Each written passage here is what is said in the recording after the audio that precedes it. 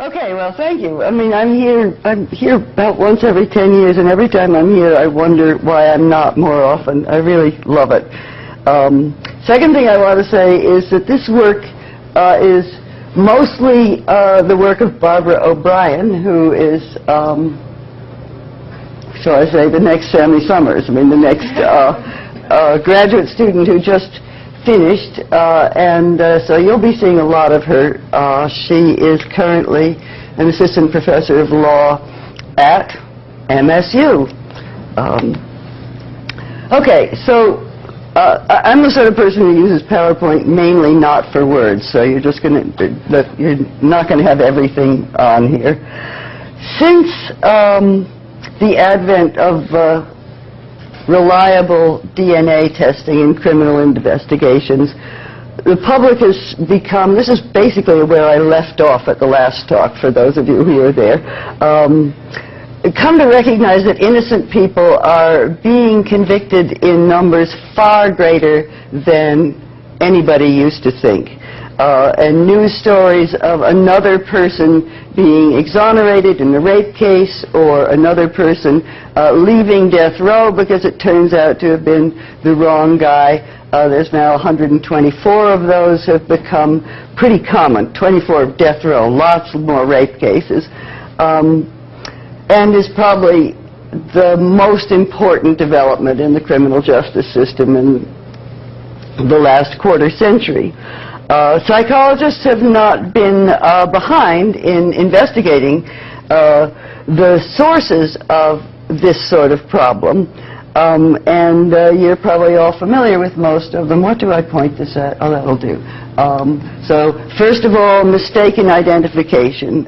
In 81% of the cases of exonerated people, you have somebody who said, "That's the guy," or rarely the woman, when it wasn't. So Elizabeth Loftus, Gary Wells, this is a well-researched field.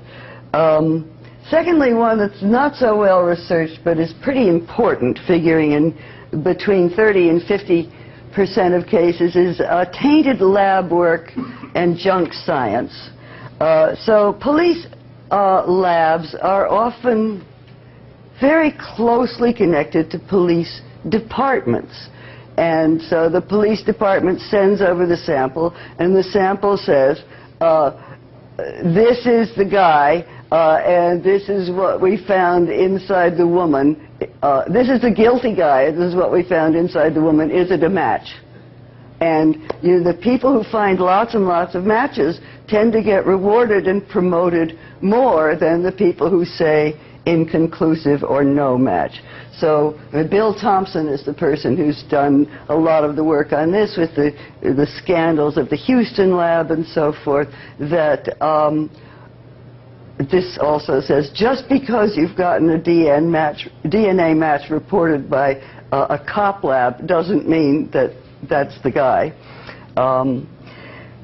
Okay, and then junk science is things like hair analysis, fiber analysis, voice stress analysis, brain fingerprinting. Every few years there's a new thing, new technology that's going to go straight to identify the liar, and they're all basically the polygraph, or else they're finding DNA in pieces of carpet which you can't really determine very well. Okay, and then you have false confessions. Here, Saul Kasson, Leo, Richard Leo are the people to read. Surprisingly, figure in 22% of these exonerations that they've actually gotten the person to confess. When we look at these cases, a couple of things stand out to us. The first one is, you read about the exoneration, you look at it and you think how flimsy the evidence was in the first place. A single witness identified a black person sitting in the back seat of a car that was speeding by, and that's the case. that sends this person to death row, a voice stress analyzer, or a brain fingerprint, or a confession extracted from a feverish, sick 14-year-old after 9 hours of questioning, right? And then they've got their guy, and he goes ahead. So, although all of these factors contribute to false confessions, there's still another question, which is why? I mean, why did, and not the jury, I mean, the jury doesn't have a lot of choice here because they get what's presented to them, but why did the cops and the prosecutors think that they had a case that was so well worth pursuing? And in addition to this evidence, it sort of shades over into prosecutorial misconduct. If you haven't quite got enough evidence to convince the jury about the guy you know is really guilty, it's not really immoral to build a little bit more to bolster the case, and that happens. Okay, the second thing that stands out that lots of people have noticed is how frequently prosecutors and police, after the DNA exoneration, stick to their original hypothesis. Say, I don't care, you know, I know it's true, and through them they persuade the victim that they were right. The joke that goes around, but based on real cases, is the story of the unindicted co-ejaculator. So you've got a rape case, right? And somebody raped her. She identifies him. You get the sample from the rape kit. You've convicted him. He's tested after the fact, and you find out not the guy. Well, there were two people in this rape. The prosecutor says, first time you've ever heard of the two-person hypothesis. My guilty guy wore a condom, and the other guy, who's disappeared into thin air, just left his semen in there, and that explains everything. And you sort of say, you know, this is goofy. I mean, can't you hear what an idiot you sound like with this hypothesis? But people actually do. Okay, so and Carol Tavris and Elliot Aronson actually have a nice new popular book that you can use in your courses called Mistakes Were Made, But Not By Me, that covers both the legal context, the political context, the doctor context, and the marital context, for those of you who want a little self-help here. Okay, so what these have in, I mean, the factor that cuts across all of these, and the one that it can occur with any kind of evidence, and the one that we're interested in here is confirmation bias. You all know the pioneering studies, but this is a great example of where basic cognitive psychology has become wildly relevant. But, you know, Wason and Johnson-Laird, you give somebody a series of numbers, say 2, 4, 6. This represents a concept. Tell me what the concept is. You can do this by guessing numbers. Ooh, says the subject. How about 4, 6, 8? How about 6, 8, 10? And on they go. And you know, occasionally some out-of-the-box thinker will say 1, 3, 5 or something like that. But very few people do downward sequences. Very few people say, how about 1, 50, 51? Which actually would fit the hypothesis. Here you have nothing at stake. So there's a terrific review of this, by the way, by a guy named Nickerson in 1998, reviewing both the basic and the applied research. What the confirmation bias leads to is, first of all, you look for information that's consistent with your hypothesis, your belief, your stereotype, whatever. And then here's the one that's of certain danger to people in our profession. You test the hypothesis in a way that's likely to confirm your hypothesis, and you think, shall I use these materials or those materials? And your intuition tells you this is more likely to work for reasons that have nothing to do with my theory, I'll go with that one. Then you believe information, this is also very true of us, that supports your hypothesis, but when the experiment bombs, you go after the methodology, right? You criticize, you minimize, you say, okay, how should we change this so that we can get the phenomenon that we actually know is really true? And you remember evidence that fits your hypothesis and conveniently forget evidence that doesn't. And finally, if the new evidence is ambiguous, you manage to make it consistent with the hypothesis. So those are the prongs of this. Okay, what we did, and we're going to be talking about students in this one. We have anybody who knows how to get a prosecutor to be a subject will be I will be in love with that person forever. But so far prosecutors have not expressed deep enthusiasm about being research participants. But that's where we're going next, we hope.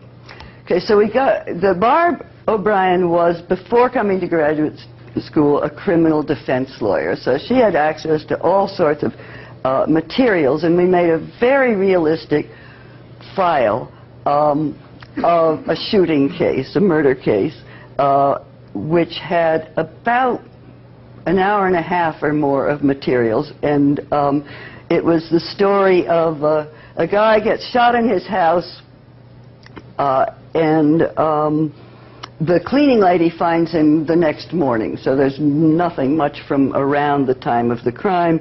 Over the course of the crime, a weak case develops against one guy, but there are other people. He was fired by the victim a few months ago. He doesn't have an alibi. There's an identification, sort of hesitant identification of him in the neighborhood near the same time.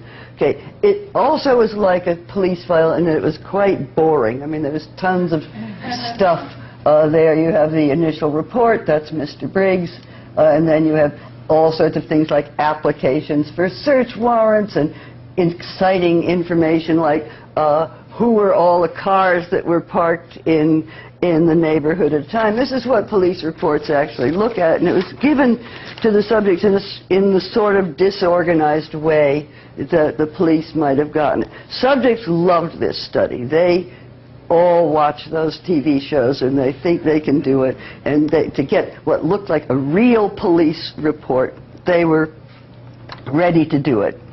Okay, so the first study was really simple. The idea is that before you have a hypothesis, your search is relatively open-minded, but simply having a suspect or a favored suspect, a prime suspect, then turns you into confirmation bias mode. So I've written about this before in couple of highly criticized articles in which I argued that single-person show-ups were not so bad and lineups were not so great, because often when the cops do a show-up, they have no idea who did it. They're driving around the neighborhood, they're looking, they show the witness, it's this the guy, the witness says yes or no, and the cops accept that answer. By the time they do a lineup, they know who the guilty guy is. They are not looking for information from lineups, and therefore the opportunity the motivation of confirmation bias is strong, and the opportunity to bias the witness is also pretty strong. Okay, so our basic design in study one, which will be followed in some of the others, is so they read this police file for an hour, and then you get this weak case emerging, and then we do the random assignment, and half of them are asked to say, so you know all the information isn't in yet, and you're going to be getting more information, but for now, who do you think is the person most likely to have done it, and what are your reasons for that? And the other subjects just don't get that manipulation. Okay, for the first study, they came back a week later for another hour. Later, in some later studies, we found it made no difference if they just took a break and then did the other hour, but we were trying to put in more time delay in the first one. And in the second hour, they get a little more information that's consistent with Briggs's guilt. They find a gun in his house that's the same caliber as the murder weapon. Unfortunately, that's the most common caliber of gun there is around. And they get some information that's inconsistent. So the witness who saw him in the neighborhood within 10 minutes of the crime, turns out they were an hour off about the time of the crime, right? So not only is that witness's testimony less relevant, but a lot of the other suspects who had alibis no longer have such good alibis anymore, so they should theoretically be back in the pack. They find a stash of cocaine in the victim's home, and they learn that his nephew, who had gone into huge debt gambling and was sort of a ne'er-do-well, stood to inherit big time if this guy died. Okay, and then, as I said, also more consistent with Briggs. Dependent measures were memory for facts that supported or didn't support your hypothesis. Then we said you can choose, here's a list of 26 different lines of investigation you might follow. You get to choose the 3, because, you know, this is, you don't have all the time in the world, you're a police officer and you can't do everything. Which one are you going to follow? And then we see, are they ones that are consistent with Briggs being the guy, or are they other ones? And then we face them with the inconsistent or ambiguous evidence. We say, okay, subject, so, you know, what do you think of this identification now that you find out that it was actually an hour, the crime took place an hour later than you thought? What do you do about the fact that the witness said he had a goatee and he couldn't have, and stuff like that? And then we sort of code their answers for whether they say that should make you less certain of guilt, it should make no difference at all, or it should make you more certain of guilt. Okay, so here are the lines of new evidence that they wanted to pursue, and as you see, if you, this is out of 3, right, that if you were asked to name a suspect, you were significantly more likely to pick lines of evidence that were consistent with Briggs's guilt. This is a fairly strong test because we didn't throw out any subjects. And some subjects guessed somebody else, not Briggs, right? But they're still in there, weakening the effect. And obviously, a lot of people, this is over here, who didn't tell us the hypothesis. Briggs was the most plausible person to have done it, so the difference is whether they've actually told us and given us reasons. And then this is the findings on interpreting ambiguous evidence. So 0 means you think it just doesn't cut one way or the other, these inconsistent facts, that it makes it no more or less likely than that Briggs is the guilty guy. And the people who had named Briggs are right there. They say this inconsistent evidence is basically neutral, whereas the person who hadn't named him are more likely to say, this goes from -2 to +2, that this gives them some pause in their evaluation of Briggs's guilt. Okay, so this particular hypothesis, that naming him worked across all the studies that we've done, so I'm not going to show you that graph every single time. The next question was, how do you undo it? Is there any remedy that you can come up with? I mean, Barb in particular is action-oriented and wants to create reforms in the legal system. So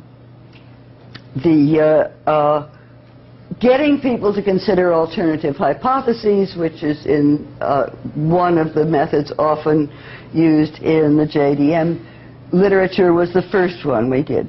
Same case, same basic design, the same two conditions as in study 1, except that we now added a condition where the subject names a suspect and discusses the evidence against him, as they did in study 1, but also gives the reasons why Briggs might not be guilty. What are the pieces of evidence that cut against guilt in this case? And then we had the blockbuster condition, where we said, okay, you name 3 suspects and list the evidence why they might be guilty and why they might not be guilty. Okay. All right, and what we found there was, somewhat to our surprise, did I do 2? No, I just did 1. No, this is actually... Okay, that's where I want to be. The first 2 bars basically replicate study 1, that if you're asked to name the suspect, you're more likely to focus on future evidence that's consistent with that person's guilt than if you're not. And if you consider the reasons for and against why Briggs in particular, why he might be guilty, why he might be innocent, that really helps. So you're back down to just about where you were if you didn't announce a hypothesis at all. But the blockbuster manipulation was as bad as anything, that when you list 3 people and the reasons for and against, you focus much more on Briggs, you're much more confident that it's Briggs, and so forth. So that was a somewhat unexpected finding. I should say the other measures in this study all went in the same direction, but didn't reach significance. So the interpretation of ambiguous evidence and stuff like that. So one of the things we're doing is following up on this effect, where I'll be interested in your thoughts about what might be going on. But one might be that over there, when you're considering 3 people, pro and con, you're running into a sort of Norbert Schwartz fluency problem, right? That you can't think of all these reasons for the second person and the third person, and it's getting harder and harder, and so you say, didn't have this problem thinking of things for Briggs, must be him. I feel even more sure of that. And the other somewhat related is the feeling that basically having done all this work, you don't have to do any more work. You've really considered this case thoroughly, and now you can move into the home stretch on it. Those are pretty hard to disentangle from each other when you're trying to think of a good method, which is why the follow-up study to this isn't done yet, because we haven't thought of a great way to do that.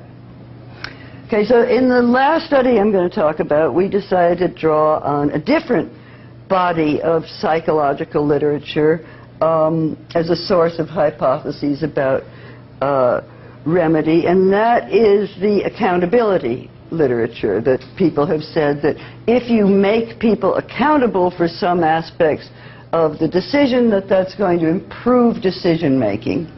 So we looked at outcome accountability, first of all. That people have argued should not help. Lerner and Tetlock basically say process accountability will improve decisions, outcome accountability won't.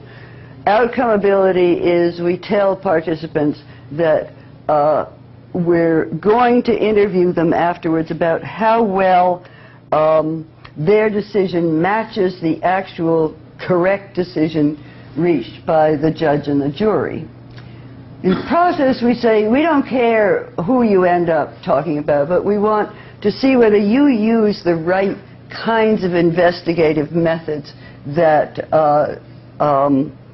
that a real crackerjack police department would use, and we're going to have your responses evaluated afterwards by a top FBI consultant.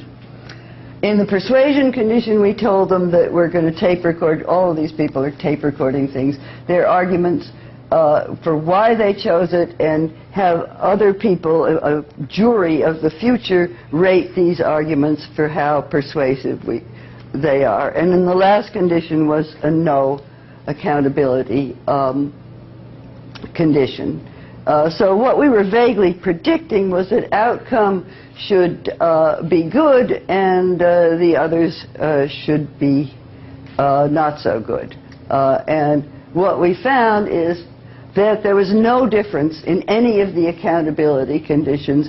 They basically didn't improve things over no accountability, but thinking you were going to have to persuade somebody was really bad. That was the one that made people focus, choose lines of evidence that focused on Briggs more than on other people. And this is interesting because this is, of course, exactly what prosecutors have to do, that as they develop their case, they move from investigating mode to confirmation mode, and finally to how am I going to frame this to the jury, which is where the fake evidence often comes in, because you say, oh gee, the jury would really, my snitch is not a very persuasive person, the jury would really be happier if we had a really clean-cut, nice eyewitness, and then you have the lineup with the clean-cut, nice person who eventually, often after several tries, which the jury doesn't hear about, identifies the guy. Okay, so persuasion made things worse, and also not only in what you looked for, but in, again, zero means that you think that the ambiguous evidence is neutral with respect to whether Briggs is really guilty. And it really is bad, right? So people in all of the accountability conditions didn't differ in significantly in how in their interpretation of these new inconsistent pieces of evidence, but the people who thought they were going to have to persuade were least disturbed, least likely to think that this made it more probable that Briggs actually wasn't the guilty guy. Okay, we replicated, one criticism of this study was, you know, so who cares that your hokey little FBI is going to evaluate this? Nobody believes it. It's stupid, the accountability. There's nothing riding on it. So we replicated this whole study with some more conditions and offering them a large gift certificate to boarders if they managed to do a convincing job with whichever evaluation it was, process, outcome, or persuasion, and the results were identical to this. That persuasion still had pretty negative effects, and none of the accountability manipulations made any difference. It's still possible that, you know, if you were Lerner or Tetlock or somebody like that, you'd say, you know, you're a social psychologist, you haven't been in this business very long, that's not really the right way to manipulate accountability. So it's possible that we'll follow up on this. I'd rather try to get real prosecutors at this point, but because I never have been able to keep the accountability results straight in my mind is probably the real reason for this. Okay, so what we've got at the end of the day, which is not the end of the day since this research will still be going on, is that naming a suspect consistently and across all studies increases confirmation bias, makes you more likely to think that that suspect is guilty, to focus on evidence that's relevant to his guilt, and to downplay evidence that's inconsistent with his guilt.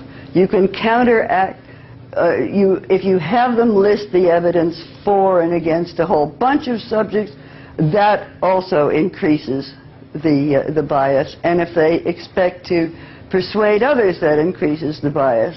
So sadly, the results so far show that we've come up with many a way to create more bias in the prosecutors. But the only thing so far that really has worked to decrease the bias, other than preventing them from having a hypothesis in the first place, which probably can't be done, really, is to have them go through and systematically list the reasons not only why the suspect might be guilty, but why the suspect might be innocent. Okay, I will now talk about these are the dependent variables that worked, right, consistently. One is, which lines of investigation do you want to follow in the future? You can't do everything. Where are you going to go? Briggs or not Briggs? One is, we have this new evidence that comes up, which is either ambiguous or inconsistent. Do you think this cuts against the Briggs hypothesis or not? No group was so biased that they actually thought that the new evidence made it more likely that Briggs was guilty. And finally, I didn't talk about this, but if any of you are familiar with Dan Simon's work, in some of the research, what he finds is that if I've just found somebody guilty and eyewitness evidence was consistent with guilt, now I think eyewitness evidence in general is a more valid source of information.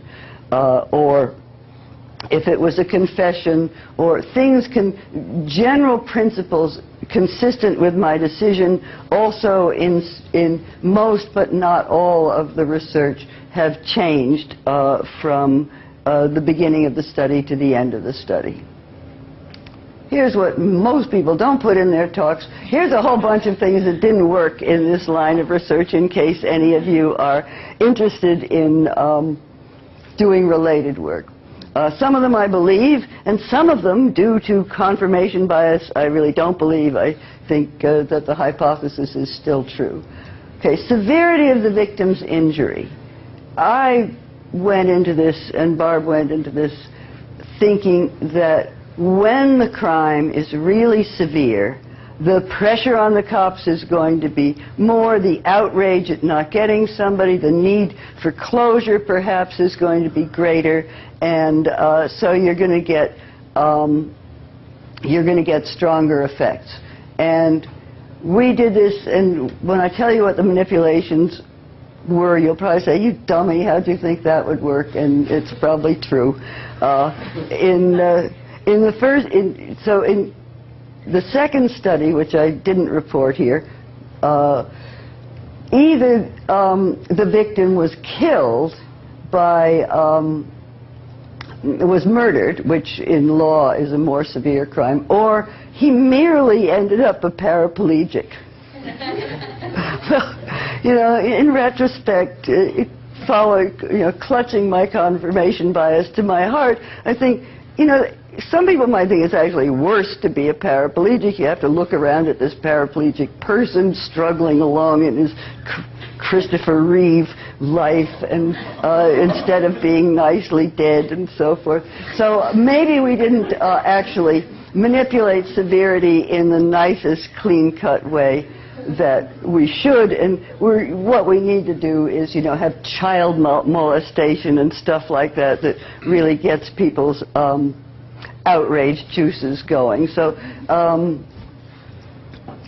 I actually think I'm right, and this is not just confirmation bias, but the evidence isn't in yet.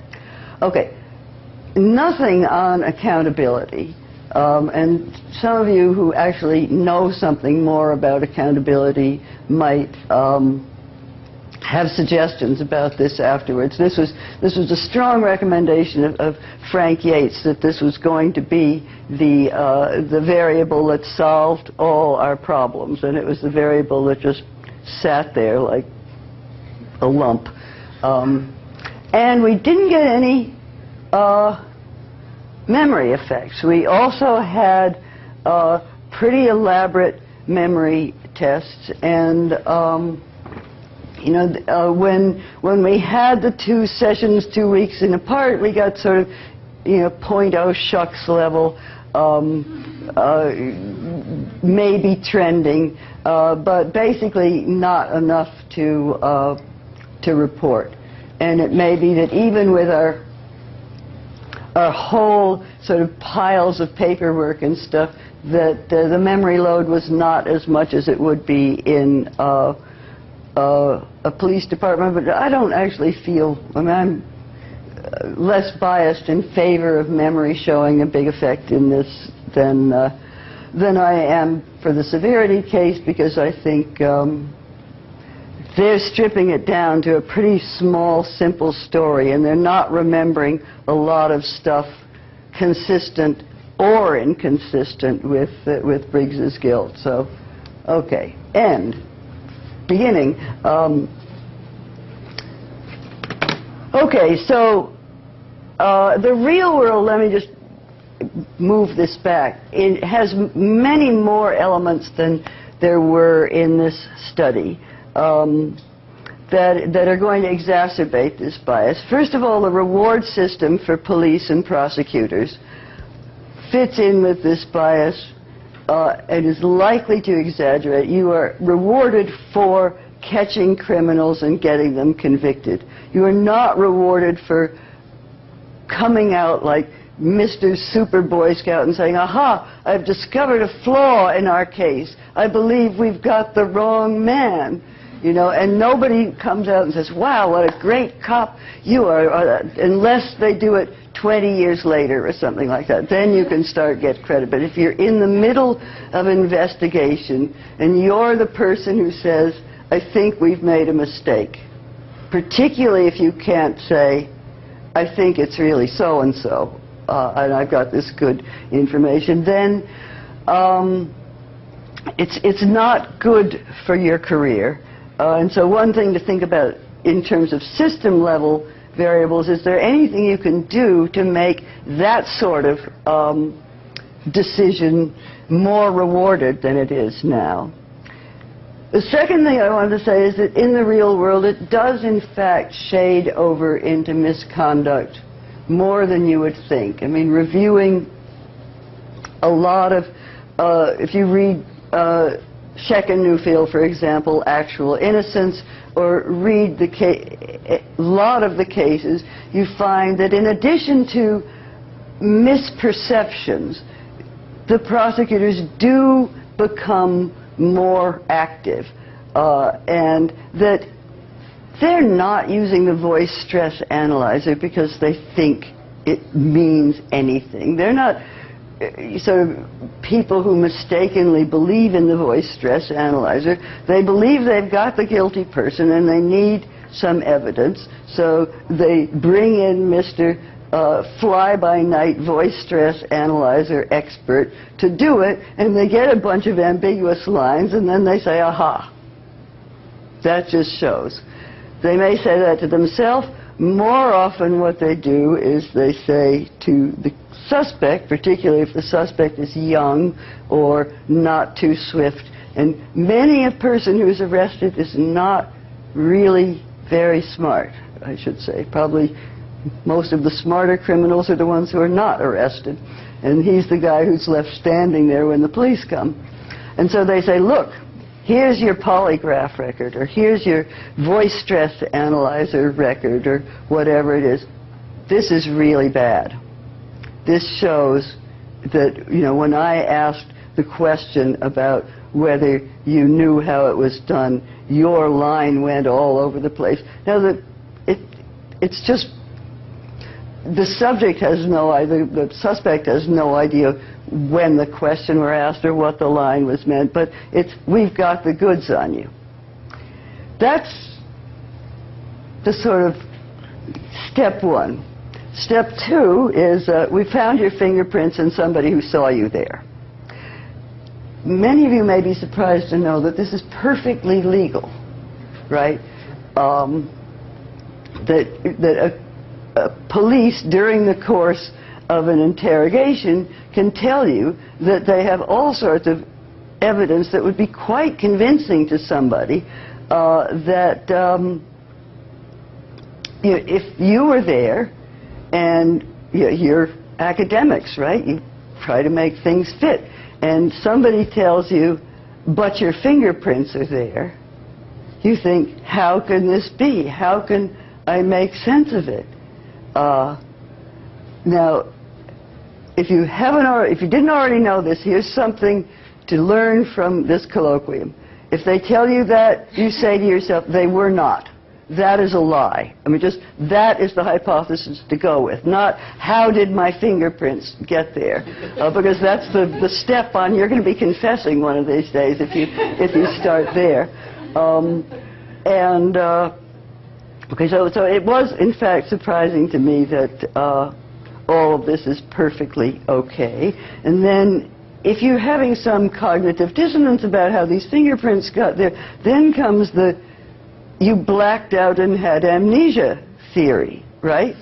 So you say, it often happens in moments of high stress. Routinely happens that people just can't remember anything, even though they did the thing.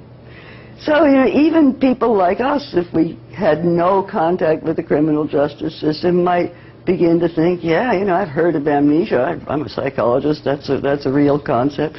Could it possibly have happened? Okay, so I won't go. There are other things about false confessions that are merely keeping somebody there for hours and hours and hours, telling them the only way that they can go home to mom is to confess and so forth. But the out-and-out lying tends to strike us as a little bit more upsetting. That's allowed. What's supposedly not allowed is you have exonerating evidence, and you're supposed to tell the defense about that. This, I think, the fact that that doesn't happen is really part of real confirmation bias, because you don't think it's very exonerating. I mean, you can see how defense lawyers who twist everything to look as though it's consistent with innocence might. In fact, somebody photographed him in a different town at the same time. Nah. So you just don't you don't turn it over. And then you have the whole sort of coaching witnesses, planting evidence kinds of things. That all of this doesn't seem that way to the prosecutor. Once you've gone far enough with confirmation bias, you think your job, you have discovered who did it. That's not your job now. Your job is to get a conviction of this obviously guilty person, and if so, your job is to persuade people, and so therefore, quite often your case is less good than you thought. Sometimes for reasons like you have perfect evidence from your search. Unfortunately, your search was illegal and the evidence is inadmissible, and that's a really hard one for people to say, okay, I throw the whole case out. Or you have very good evidence, you think, from your pet snitch who you've worked with for many years and who hasn't lied to you before, but he's not really going to be great on the witness stand when his record comes out and what he got for testifying for you comes out. So you, in order to get this obviously guilty, dangerous person behind bars, you take other steps.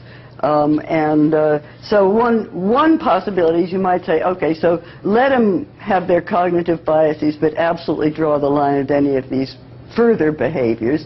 And what we've been thinking about, is there any way that you can, stick a spoke in the wheel earlier on in the process and prevent people from going far enough down the wrong track so that they no longer can back up. And that's all, folks.